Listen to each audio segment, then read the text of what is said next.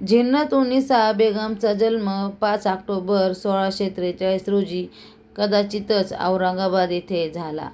ती मुघल सम्राट औरंगजेब आणि त्यांची मुख्य पत्नी दिलबरा बानो बेगम यांची कन्या होती.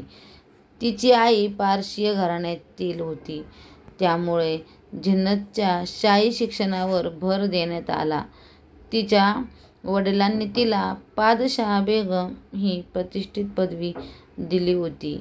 झिन्नत इस्लामी शिक्षणात पारंगत होती आणि तिने अविवाहित राहण्याचा निर्णय घेतला.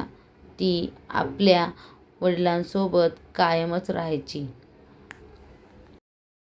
झिन्नत उन्निसा तिच्या धाकट्या सावत्र भावाला मुहम्मद खान बक्श याला पाठिंबा देत असे, त्यामुळे तिच्या मोठ्या भावाशी तिचं पटायचं नाही. ती औरंगजेबाच्या मृत्यूपर्यंत त्यांच्यासोबतच होती.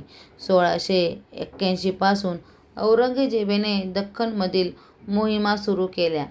त्यांच्या कारकिर्दीत उत्तरार्धात झिन्नत त्यांच्यासोबत होती. लाल किल्ल्यात तिने अनेक महत्त्वाच्या निर्णयांमध्ये सहभाग घेतला. औरंगजेबाच्या मृत्यूनंतरही ती शाही दरबाराचा एक महत्त्वाचा भाग राहिली.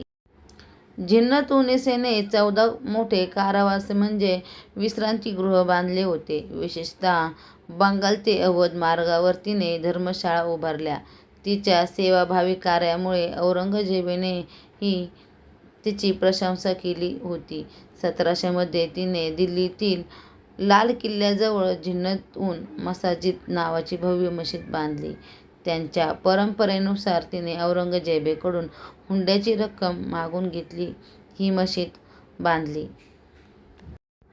झिन्नत-उन-निसाचा मृत्यू 18 मे 1721 रोजी वयाच्या 77व्या वर्षी दिल्ली येथे झाला. तिच्या मृत्यूनंतरही तिच्या कामाची आठवण दिल्लीत टिकून राहिली. झिन्नत-उन मसाजिद ही मशीद आजही तिच्या आठवणी